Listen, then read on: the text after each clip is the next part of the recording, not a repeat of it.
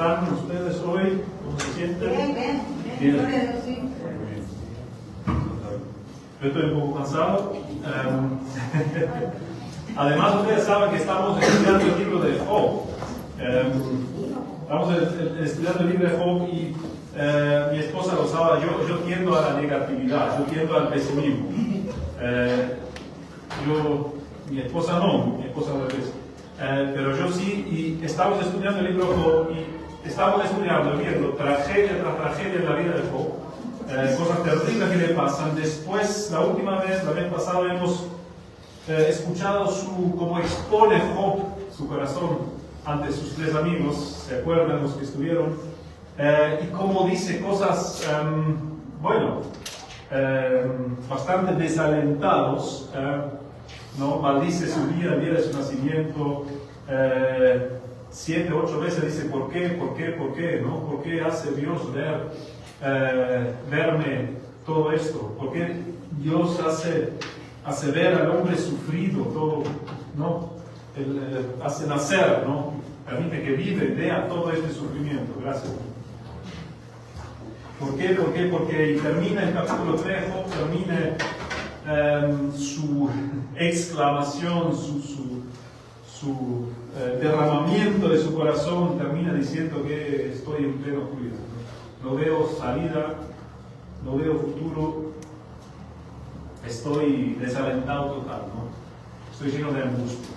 Así termina Job su exclamación. Y claro, siendo yo un poco tendencia, algunos quizás se identifican con esto, una tendencia hacia la melancolía, hacia el pesimismo, quizás estamos atraídos a este libro de Job, naturalmente, pero nada puede estar más lejos de la realidad. El libro de Job es un libro con un mensaje muy, pero muy positivo, absolutamente positivo, y que nos lleva a justamente lo que escuchamos hoy de la mañana, a adorar a Dios, ¿no? A tener encendido el fuego de adoración hacia nuestro Dios. El libro de Job pone a Dios al centro.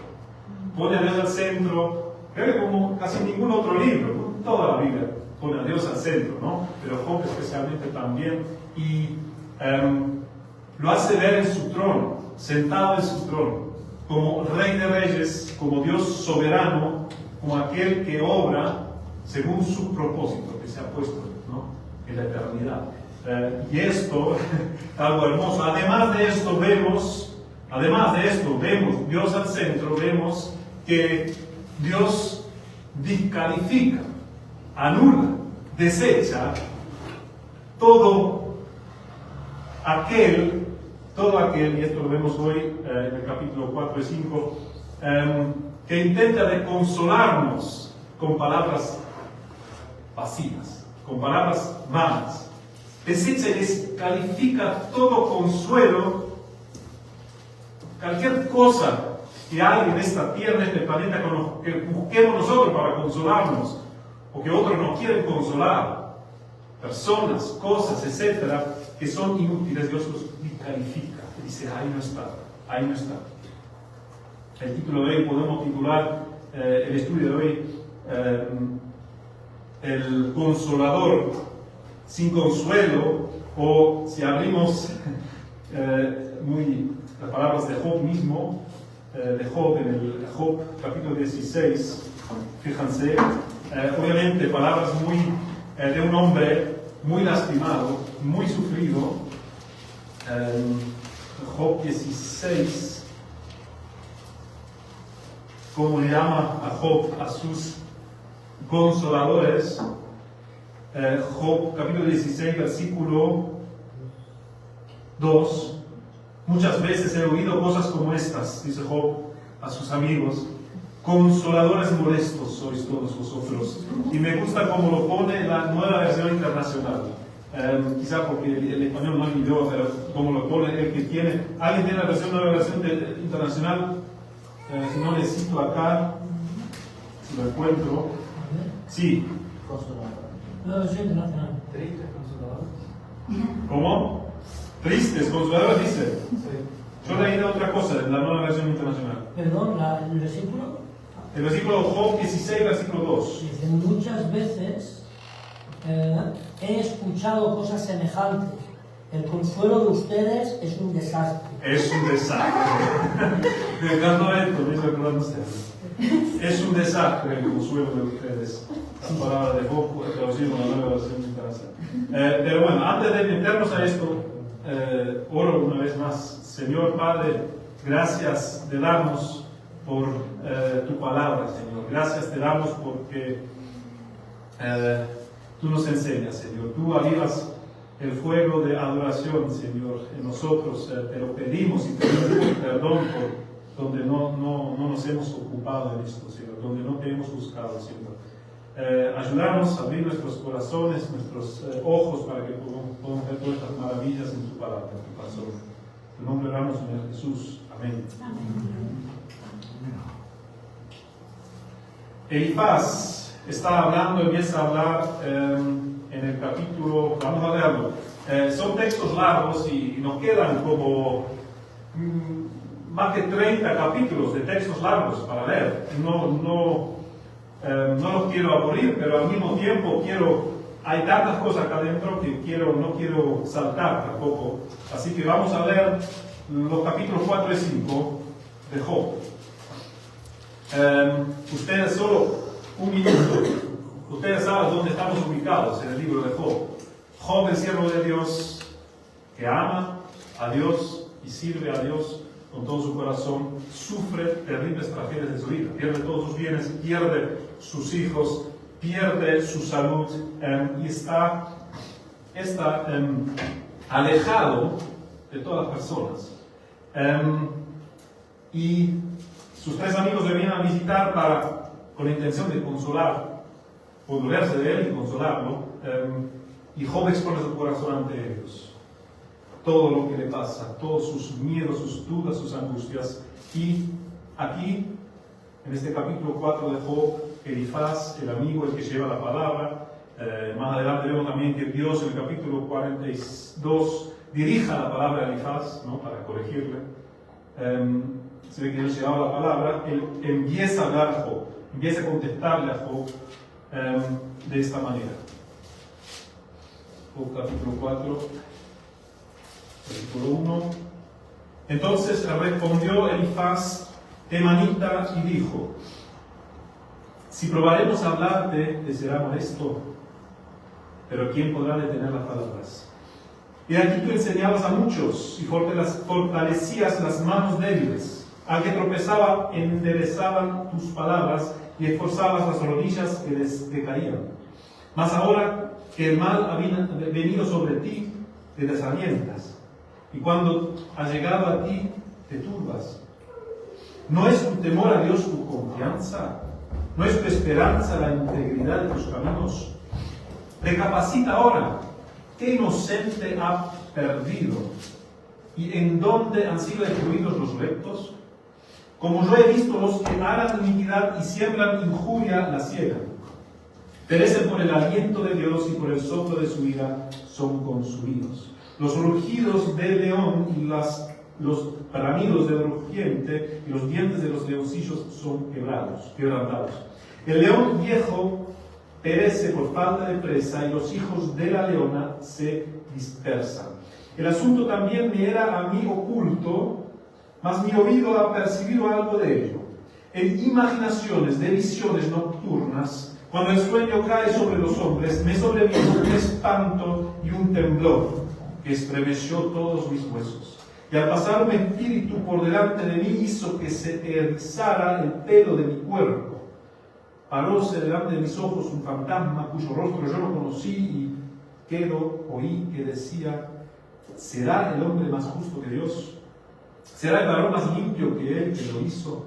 Y aquí en sus siervos no confía y notó necedad de sus ángeles, cuanto más en los que habitan en casa de barro, cuyos cimientos están en el polvo, y que serán quebrantados por la polilla. De la mañana a la tarde son destruidos y se pierden para siempre, sin haber quien repare en ello. Su hermosura no se pierde con ellos mismos, y mueren sin haber adquirido sabiduría.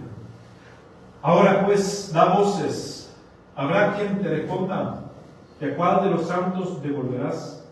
Es cierto que al necio lo mata la ira y al codicioso lo consume la envidia. Yo he visto al necio que echaba raíces y en la misma hora maldice su habitación. Sus hijos estarán lejos de la seguridad, en la puerta serán quebrantados, no habrá quien los libre.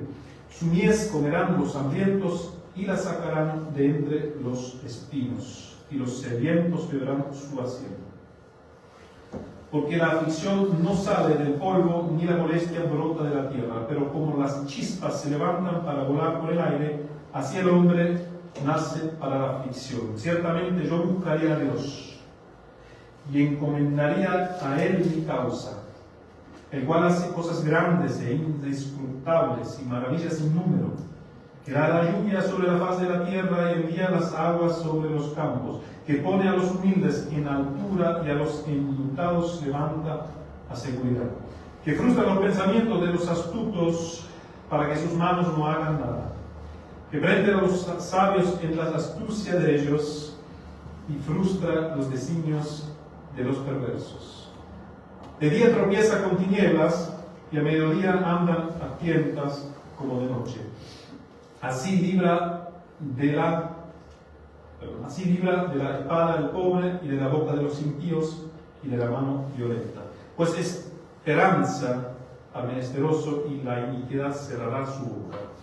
Y aquí bienaventurado es el hombre a quien Dios castigue, por tanto no menosprecies la corrección del Todopoderoso, porque Él es quien hace la llaga y Él la vendará. Él hierre sus manos y sus manos curan. En 6 tribulaciones te librará, y en la 7ª no te tocará el mal. En el hambre te salvará de la muerte y del poder de la espada en la guerra. Del azote de la lengua serás encubierto, no temerás la destrucción cuando viniere. De la destrucción y del hambre te reirás, y no te temerás de las piedras del campo, pues aún con las piedras del campo tendrás tu pacto, y las fieras del campo estarán en paz contigo. Sabrás que hay paz en tu tienda, visitarás tu morada y nada te faltará. Asimismo echarás de ver que tu descendencia es mucha y tu prole como la hierba de la tierra. Vendrás en la vejez a la sepultura como la gavilla de trigo que se recoge a su tiempo. He aquí, porque hemos entendido, lo cual es así, óyelo y conócelo tú para tu provecho. Estas son las palabras de Elifaz a Job. Muchas de las palabras de Job, como recién hemos leído, sobre todo en el capítulo 5, son palabras muy conocidas. Hasta nuestro apóstol Pablo, creo, ¿no? cita el versículo 13 del capítulo 5 en 1 Corintios 3:19, ¿no? Hay una referencia.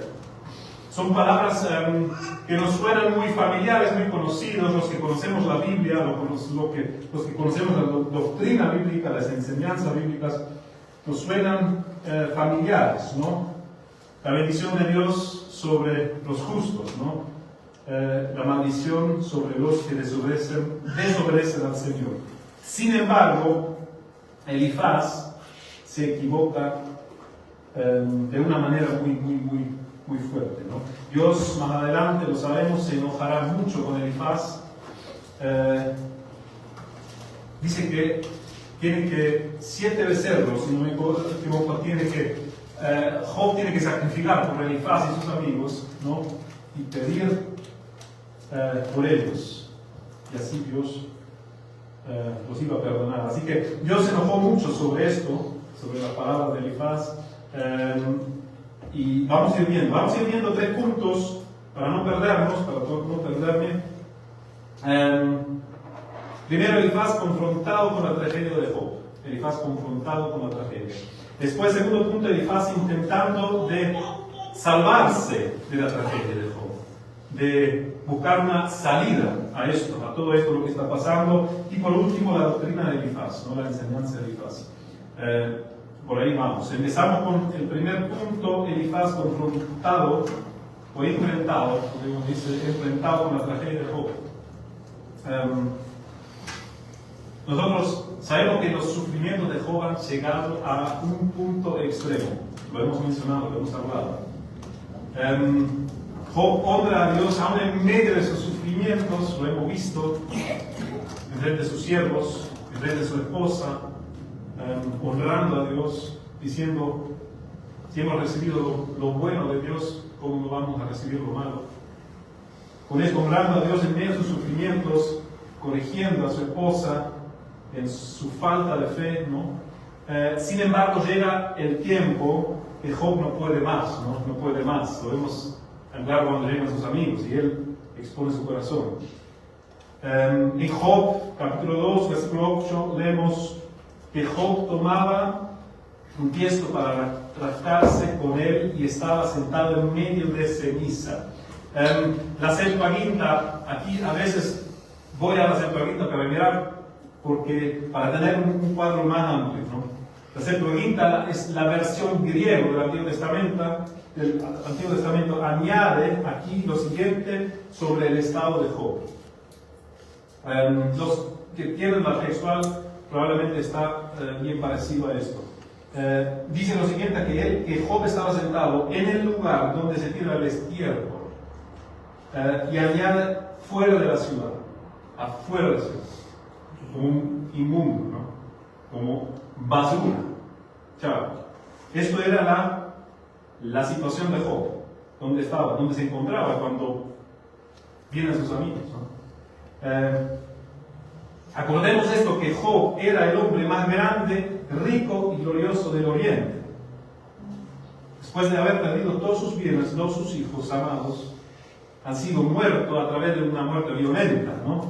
No una muerte natural. Una muerte violenta llevó a sus hijos. Estaba ahora tirado junto con la basura de la ciudad, fuera de la ciudad, cubierto de úlceras de cabeza a pie. Fíjate que Elifaz y sus amigos, que vienen a consolar a Job, están confrontados o enfrentados con una situación absolutamente terrible, ¿no? Visitan a su amigo, al cual no reconocen. Su físico estaba transformado por su enfermedad, ¿no? Job, este hombre que era un amigo, pero no lo podían reconocer, cubierto de úlceras. Vieron las tumbas, imagínense la situación, vieron las tumbas de los hijos e hijas de Job, ¿no? Al visitar a Job. Estaban junto a un hombre que apestaba, que estaba sentado en un lugar que apestaba. Como hemos leído en los capítulos anteriores, durante 7 días, dice el capítulo 2 de Job, ¿no? Durante 7 días y 7 noches estaban con Job, observando la situación, no hablaban.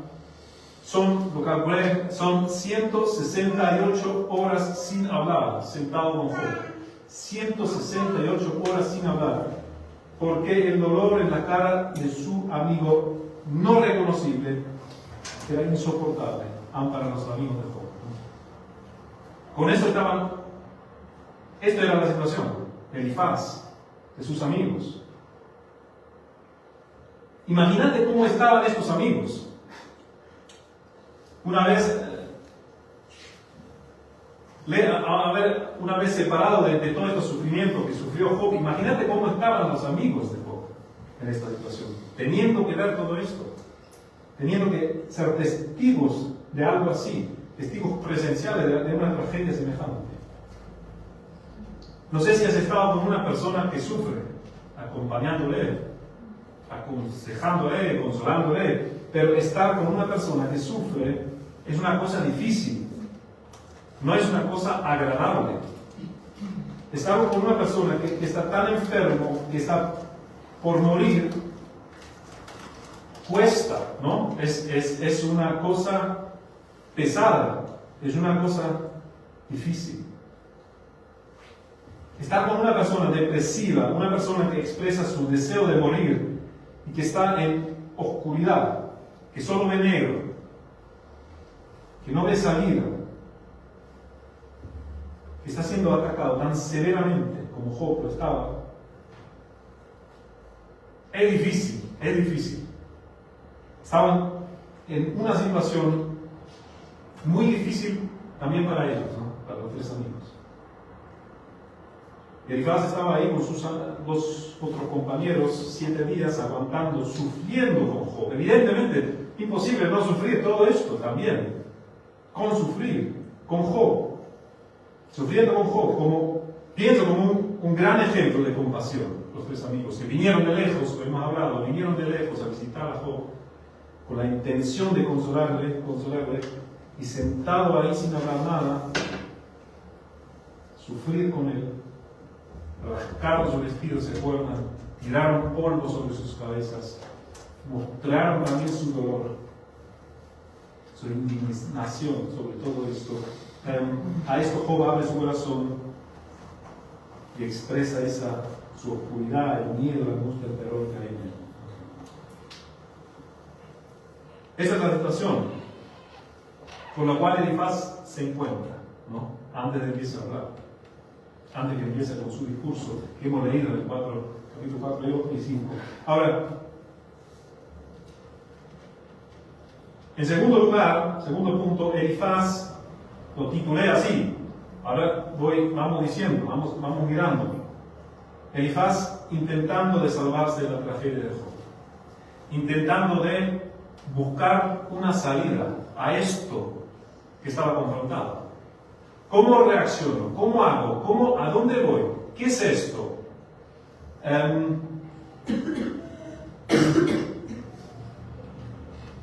Y hay esto, fíjense, reflexionen ustedes, miren ustedes, pero pienso que Elifaz tenía dos opciones. Cómo reaccionar, cómo lidiar con todo esto. En el capítulo 2 vemos la intención, ¿no? En el capítulo 2, versículo 11, vemos y los tres amigos de Job, Elifaz, Temanita, Bildad, Subita y Sofar, Naamatita, luego que oyeron todo este mal que le había sobrevenido, vinieron cada uno de su lugar, porque habían convenido en venir juntos para condolerse de él, de Job, y para consolarlo. Ellos vienen con la intención de consolar a Job, ¿no? Vienen con esta intención. Pero finalmente, Elifaz y sus amigos, ¿qué es lo que hacen? ¿Qué es lo que hacen? Ahora tengo que decir.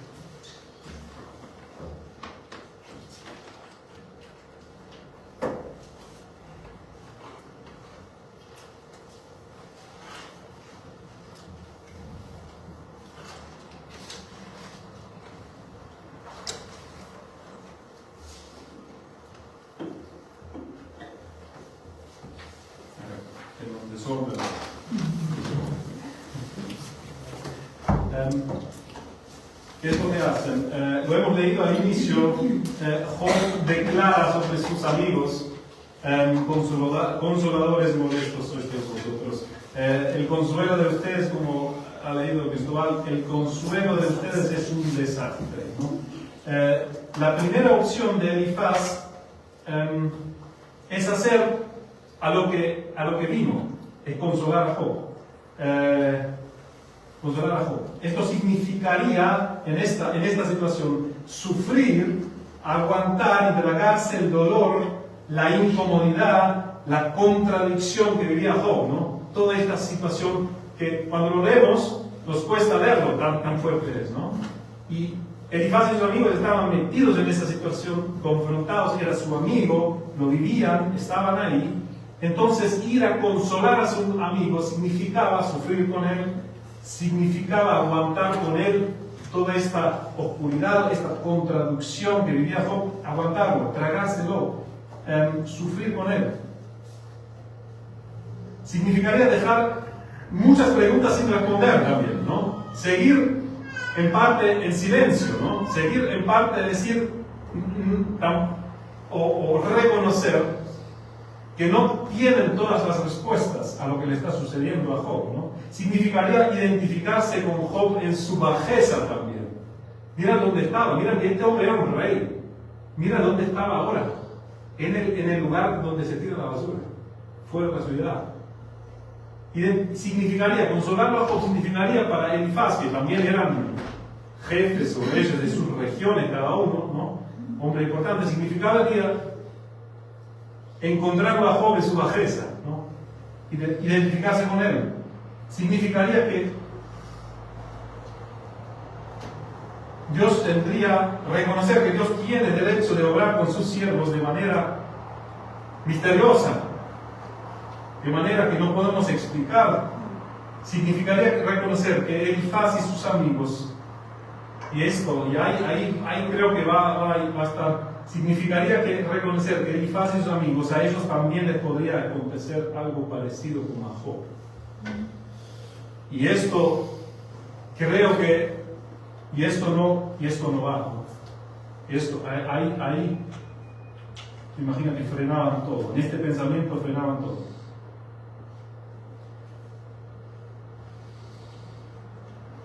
Si Elifaz verdaderamente quería consolar a Job, tenía que primeramente reconocer la verdad tan incómoda que él también podría estar ahí. Él también podría estar ahí.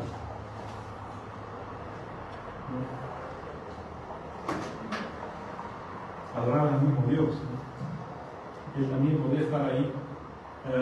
Porque mirad qué es lo que Elifaz conoce acerca de Job. Fíjense en el capítulo 4 que hemos leído, Job capítulo 4, versículo 3. ¿Qué saben sus amigos de Job? ¿Qué es el testimonio público de Job? ¿Qué es lo que todos saben acerca de Job? Lo dicen sus amigos, Elifaz lo dicen en el versículo 3 y 4. Job 4, capítulo 4, versículo 3. He aquí, hablando de Elifaz de Job, he aquí, tú enseñabas a muchos y fortalecías las manos débiles. Al que tropezaba, enderezaban tus palabras y esforzabas las rodillas que caían. Wow. Mira qué testimonio tenía Job ante sus amigos y evidentemente en su lugar, ¿no? En su país, en su nación. Ven la imagen que Elifaz tiene de Job, un hombre que enseñaba a los ignorantes, servía a los débiles.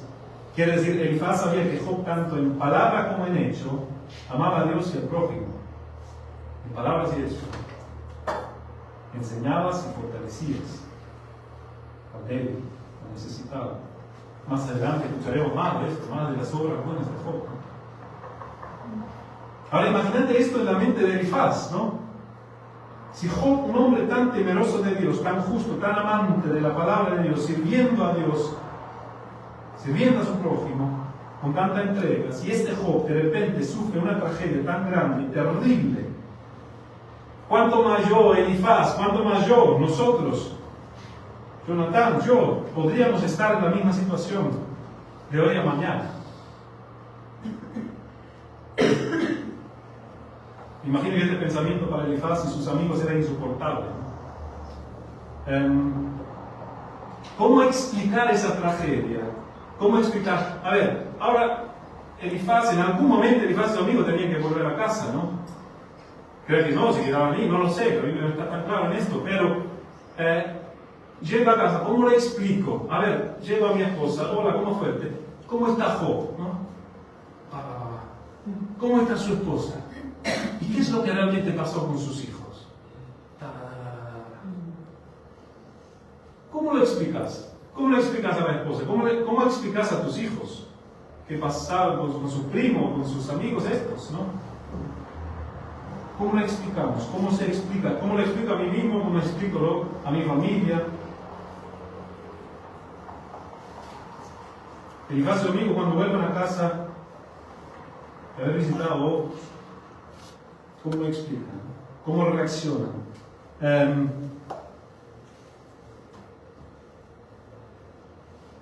Repito, a todo esto, a esta situación, Elifaz tuvo dos opciones. Primero, consolar a Job y al mismo tiempo tragarse junto a Job toda esta tragedia, como se le pasaría a él mismo.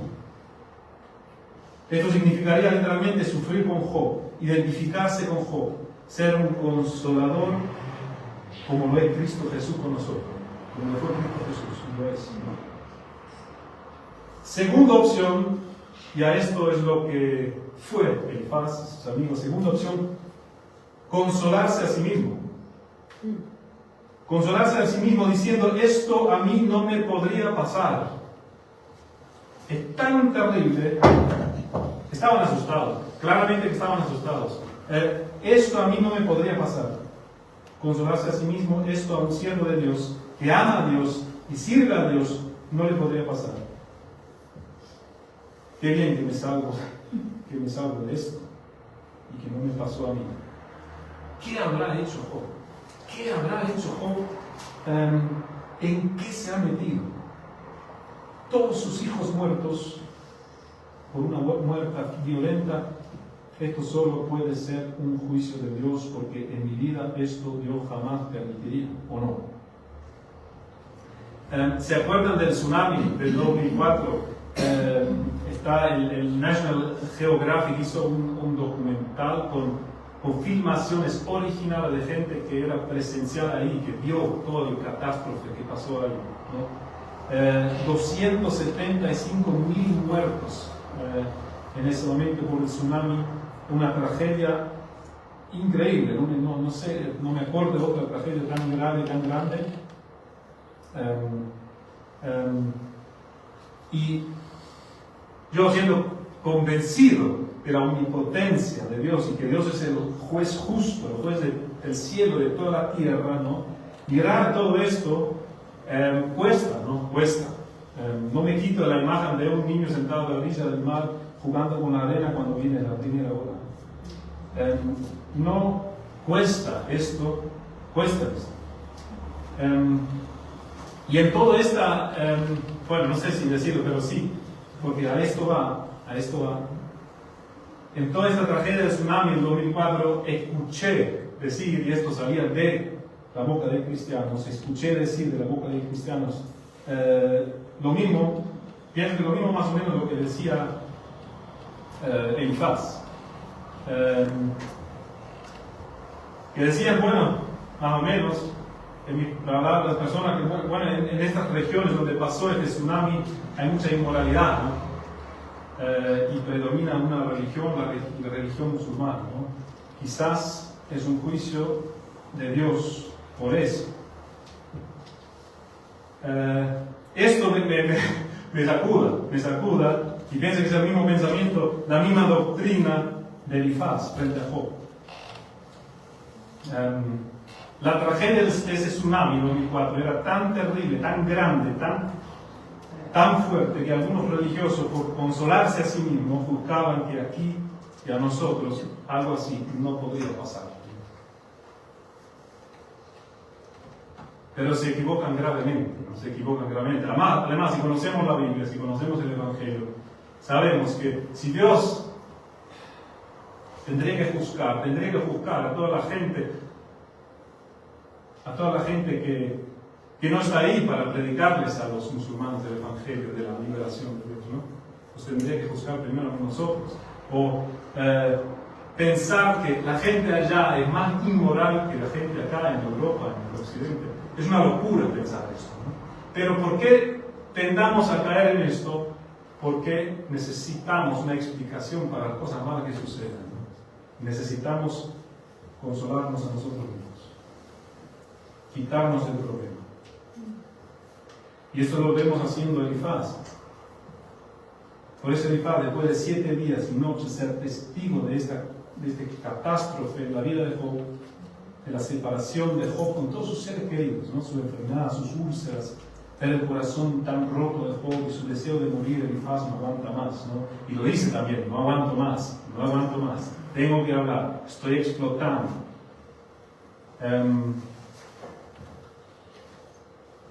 Elifaz necesita tranquilizarse a sí mismo, consolarse a sí mismo, y esto lo hace separándose de su amigo. Fíjense esto. Yo no soy como tú. A mí no me podría pasar esto. Tú has hecho algo para merecer todo esto, lo que te está pasando. Porque esto es lo después lo hemos leído en el capítulo 5, ¿no? La aplicación de Elifaz, ¿no? Que Dios bendice al bueno y castiga al malo. Por lo tanto, tú eres malo, porque te están pasando cosas malas. Elifaz empieza su discurso diciéndole a Job, si probaremos hablarte, ¿te será molesto? Como, no sé, quizás es algo así, hoy en día te puede decir algo que te ofendes, ¿no? Te puede decir algo que te ofendes. Pero ¿quién podrá detener las palabras? Dice, ¿no? En otras palabras, no aguanto más, necesito corregirte. estoy explotando, necesito decirte cuán equivocado que estás, ¿no? No puedes estar más callado, necesito hablarte para ponerte en tu lugar. Pero la Nueva Versión Internacional, que me gusta mucho como traduce muchas veces, dice ahí en el versículo 2, tal vez no puedes aguantar que alguien se atreve a decirte algo, pero ¿quién podrá quedarse callado? Estas palabras en medio de los sufrimientos que vive Job suenan muy crueles, ¿no? Suenan crueles y son muy crueles. Son muy crueles. Elifaz más adelante será corregido por Dios, ¿no? Directamente, por estas palabras crueles contra su siervo. Elifaz, en vez de consolar a Job, está siendo muy cruel contra Job. Tuvo el propósito de consolarlo, ahora está siendo muy cruel. ¿Por qué? ¿Por qué está siendo cruel? Elifaz, sus palabras. En vez de hablar, buscar el bien de Job, hablar a favor de Job, habla en contra de Job. Una pregunta ahora para activarnos, una pregunta para ganar 100 puntos. ¿Quién es el único en todo el libro de Job? ¿Quién es el único en todo el libro de Job que habla bien de Job?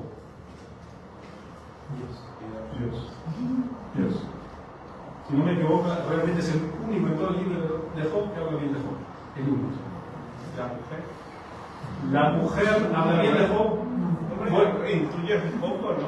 Bueno, sí. Piensa que la culpa no la tiene Job, sino Dios. Sí. En este sentido, sí. Pero le dice muerte. Bueno. A ver, un mal consejo no quita la palabra. Pero piensa que sí. La mujer de Job piensa el bien de su esposo, es cierto, pero no aguanta la situación. Si está enojado con Dios. 100 puntos para allá. Bueno, compartir, 50. Bueno, no, pero esto es increíble. En un mundo donde todos hablan mal de Job, donde, excepto quizá la esposa, donde todos condenan a Job, ¿no? Sus mejores amigos le llaman impío, lo llaman impío. El acusador en el cielo lo llaman idólatra, ¿no? Uno que sirve a Dios porque Dios le bendice, uno que sirve a Dios porque le conviene. En todo el mundo así Dios lo defiende. Esto nunca me he llamado tanto la atención como estudiando estos 2 capítulos. Dios lo defiende.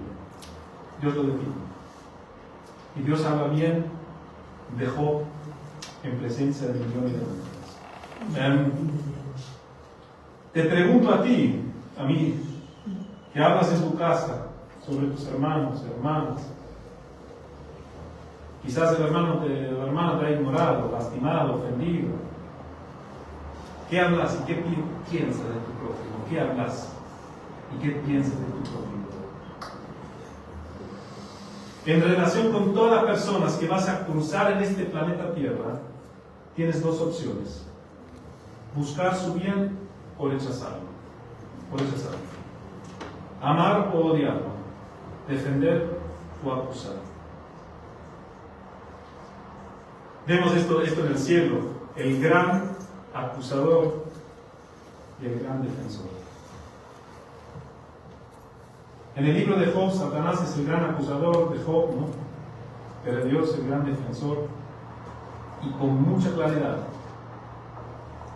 la defensa, todo este libro, aún en medio de esta oscuridad y estos sufrimientos, con mucha claridad, la defensa gana y anula la acusación, ¿no? Lejos.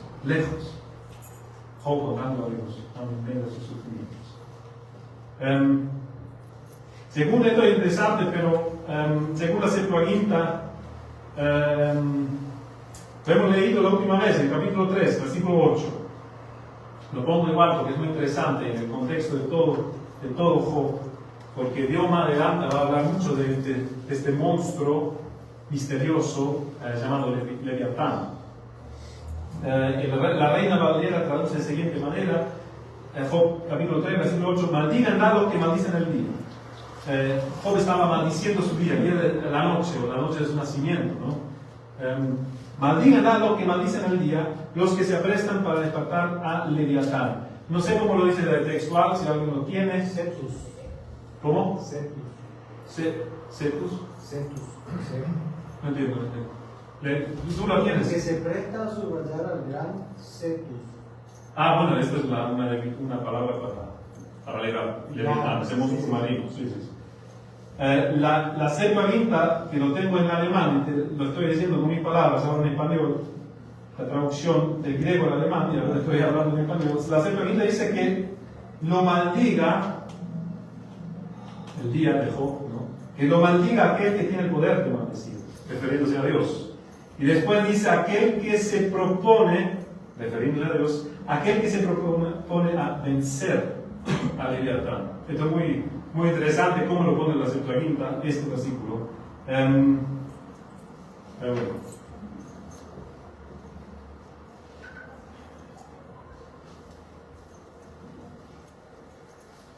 Pero a mí me impacta que en el libro de Job, porque como recién dicho, me impacta que en el libro de Job encontramos solo a Dios hablando bien de su siervo y todo lo demás rechazándolo, hablando mal de él.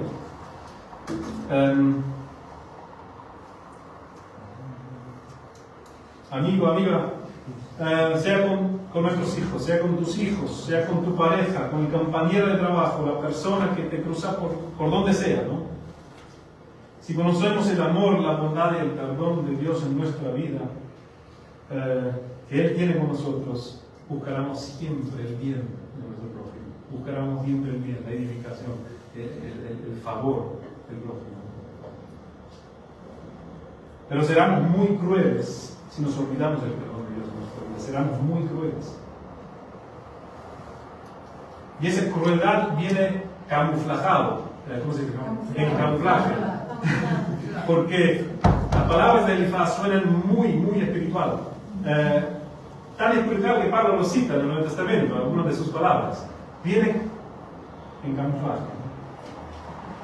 La crueldad de Elifaz hacia Job viene vestido dentro de un hombre religioso, bíblico, temeroso a Dios. Bíblico no es, pero temeroso a Dios. Esa crueldad viene escondida, ¿no? Elifaz, el amigo de Job, no era su enemigo. El amigo de Job, declarado, vino a consolar, ¿no? Era muy religioso, temeroso de Dios. Elifaz no era un impío, nada que ver. Nuestra crueldad viene escondido también. Nuestra crueldad viene escondido. Cuando nos olvidemos del perdón de Dios en nuestra vida, de su amor y su favor hacia nosotros, cuando estábamos perdidos, en la rebelión contra Él nos visitó, nos salvó, nos perdonó, nos ama, nos aguanta y tanta paciencia con nosotros. Cuando nos olvidamos todo esto, nos convertimos en personas muy crueles hacia nuestro prójimo. Nuestra crueldad viene escondida atrás de una madre, de un padre aparentemente ejemplar, que por ejemplo compara a sus hijos con otros, o por ejemplo compara a sus hijos con sí mismo, ¿no? Cargando así un peso sobre ellos que no van a poder cargar. Esto viene en ramas, diferentes ramas, ¿no? Hay padres que quieren limitar a sus hijos y mantenerlos, no darles nada, porque bueno, yo tampoco tuve nada y mira, salí más o menos bien, entonces tampoco doy nada, comparando a sus hijos conmigo, ¿no? O al revés, dando todo a sus hijos, todo lo que no tenía yo, ¿no? Estaba muy infeliz cuando era niño, ahora todo lo que no tenía yo a mis hijos, ¿no? Comparando a sus hijos conmigo mismo. Es crueldad, no sirve para nada. Nuestros hijos, como nosotros, están perdidos. Sí, si necesitan el Evangelio, nosotros tenemos el mensaje de liberación, de quitar el peso del pecado de su vida, no poner otro peso de más en su vida. Nuestra crueldad viene escondido atrás de un esposo, una esposa aparentemente fiel, bíblico, amoroso, espiritual, que por orgullo y por sentirse más espiritual que el otro, no escucha ni atiende a las dudas y objeciones de su pareja. Vamos muy corto a hablar de la doctrina de Elifaz. Elifaz no estaba escuchando a Job, estaba escuchando a Job, pero no estaba atendiendo, no estaba tomando en serio las dudas de Job, las aflicciones de Job, las preguntas de Job, la situación de Job, no lo estaba tomando en serio, lo estaba escuchando. Elifaz estaba convencido de su doctrina ortodoxa, convencido de su comprensión de Dios, convencido de su propia espiritualidad. Por esto no estaba escuchando a Job.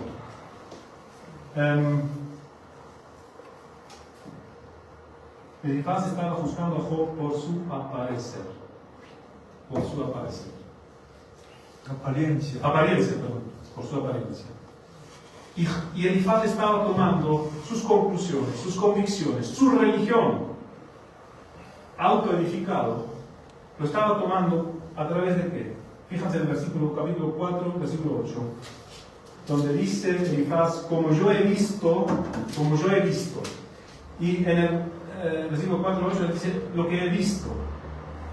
Elifaz aquí basa su teología, sus convicciones sobre sus propias observaciones y experiencias.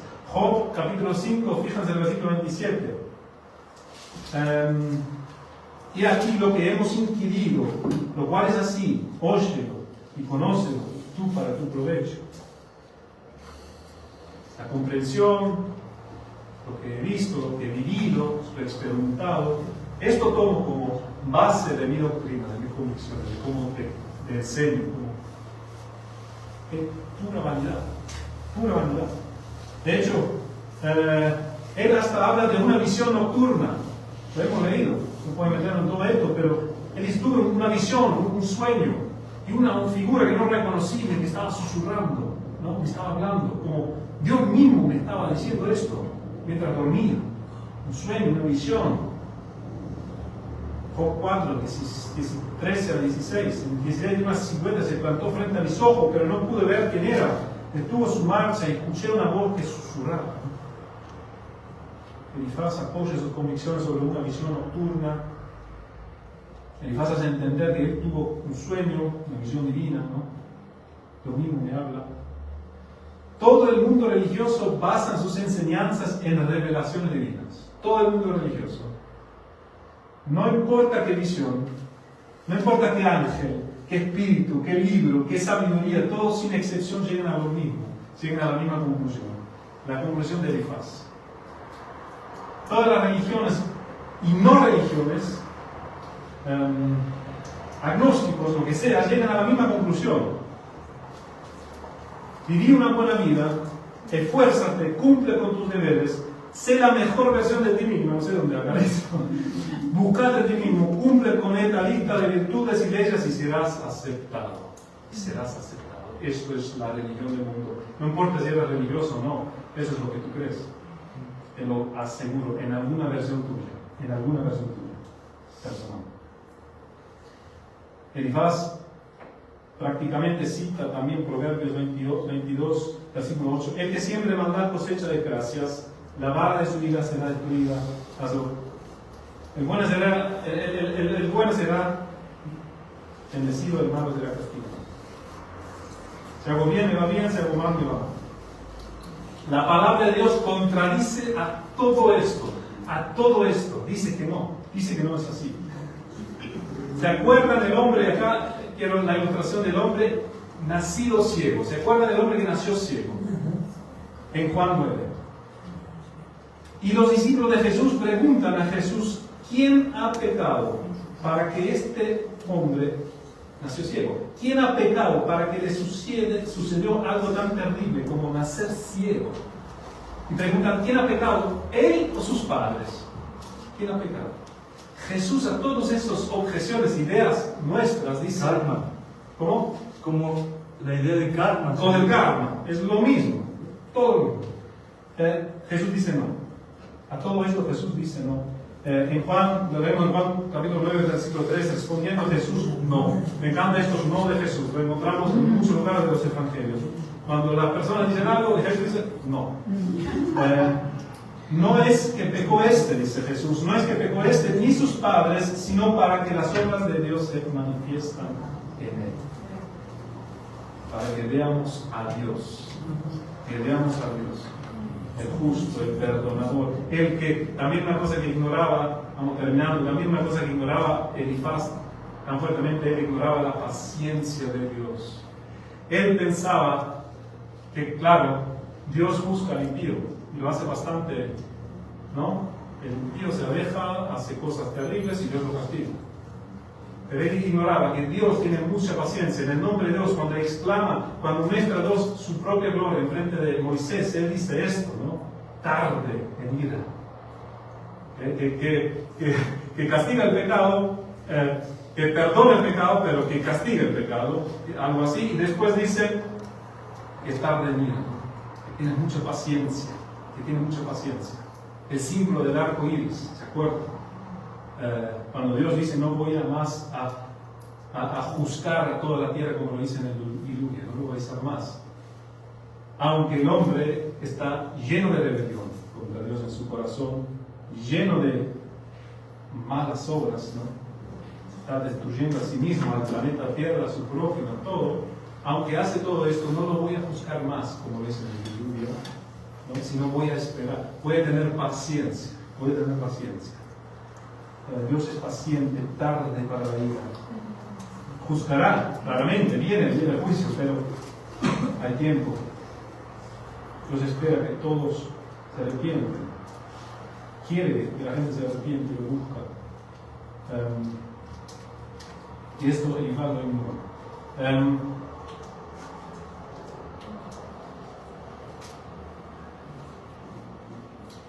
Terminando, Elifaz, en el intento de consolar a Job, fracasa terriblemente. Job, su amigo, eso es un desastre. Tu consuelo es un desastre, no me sirve para nada. Y así es todo consuelo que buscamos fuera de Dios. Todo consuelo, todo alivio, todo liberación, todo para escaparnos de lo que nos preocupa, de lo que nos hace sufrir.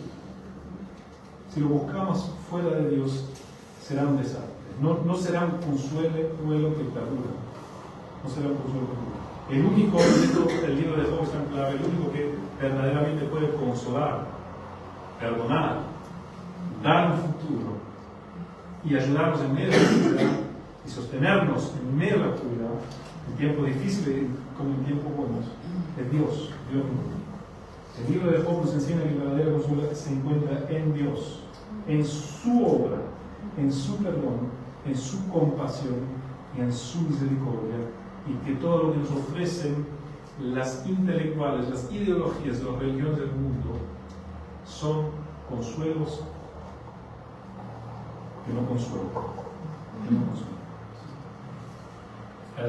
Tengamos esto en mente, busquemos a Dios y entendamos, y esto para mí personalmente es un gran alivio, un gran consuelo, entendamos que el libro de Job tiene un mensaje muy alegre, muy positivo, hermoso, ¿no? Dios en el centro, y esto me estoy recién dando cuenta ahora, fíjense, Dios, yo les hablé del corte de justicia, ¿no? En el cielo, los testigos, como el corte de justicia, los testigos, los ángeles, los millones de ángeles, el acusador, el fiscal, Satanás, dice, Job está rompiendo la ley de Dios. Job está rompiendo la ley de Dios. Dios, cuidado con esto. Dios diciéndole, Job es mi siervo. Job es mi siervo. ¿Dónde está el defensor de Job? Recién ahora me estoy dando cuenta, claro. Lo veo con claridad que el defensor de Job es Dios mismo. Que siempre estaba presente. El defensor de Job, aunque hablamos mucho de la soberanía de Dios, ¿no? Como Dios permitió que Job sufriera todo esto, pero el mensaje central es que el defensor de Job siempre estaba ahí presente. Siempre estaba ahí. Dios, nuestro defensor. Y a través del Señor Jesucristo lo entendemos con muchísima más claridad. Que Dios nos bendiga. Padre, gracias te damos por tu palabra, gracias te damos por el Evangelio. Por el Evangelio que nos hace entender que somos pecadores, Señor, y que merecemos juicio. El Evangelio nos hace entender que todo ser humano está separado de ti, Señor, en la rebelión contra ti. Lo único que nos puede salvar no son leyes hechas por hombres, sino es tu por perdón y misericordia y el hecho que tú nos busques y nos salves y perdones todos nuestros pecados. Señor, gracias por esto. En el nombre de Jesús oramos. Ayúdanos. Sálvanos, Señor. Amén.